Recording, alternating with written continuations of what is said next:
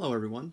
Today we're going to review upper limb prosthetics, and in more detailed terms we're going to talk about the 5XA terminal device. This design dates all the way back to the original split hook design that was designed by D.W. Dorrance in 1912. Over the years it pretty much has remained changed. It's still a split hook design, and as you can see, the tension bands here, these rubber bands, is what gives us the grip force. Okay, if you look closely, you'll see that the fingers are not symmetrical, they're canted. And the reason for that is for fine movement, and so that you don't block the sight of the object that you're grabbing.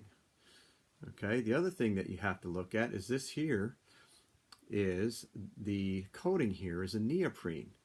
Gives more grip when you want to hold on to something. Now this particular hook is called a 5XA. The 5 stands for the manufacturer's descriptor of the size. This is a standard 5 hook, or a standard adult size hook. It's 5 1/4 inches long. And the X stands for neoprene lining. And the A is that this is aluminum, not stainless steel. So that this hook is used for, a lot of times, usually for higher amputation levels above the elbow, because it's a very lightweight design. It's not meant for strong durability. It's meant for lightweight for activities of daily living. Now, as I mentioned before, this has rubber bands that cause tension to hold on to the object. This here is called a voluntary opening design. Voluntary opening means that you need body power in order to have the cable. This is the thumb. And if you look, there's a hole here which the cable fits into, so that when the person uses glenohumeral flexion, it pulls on the cable and opens the terminal device. Now the grip force, once again, is by the rubber bands. This particular terminal device has 3 rubber bands. 1 rubber band equals 1 pound of grip force.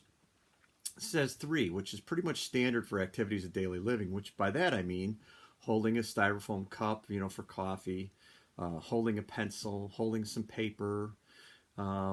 Anyways, the highest number of rubber bands I've ever seen on an individual wearing one of these is usually 7, and that's because of the design here. Can't hold it anymore. This piece here spring loads into the wrist unit. Now the reason I said 5 1/4 inches is because it's very important that you know that length, so that when you're designing the whole length of the prosthesis, that you don't make an arm that's too long or too short. Now, stupid trivia time. If you look real closely, you see this little nubbin here. Now a lot of people go, oh, that's for holding a pencil or for holding a pen so we can write with. Not really. Believe it or not, you have to think back to when this design was introduced back in the early 1900s. This, believe it or not, is a throwback to holding a cigarette, so that the person could still smoke and have the cigarette in their terminal device without squeezing off the end of the cigarette.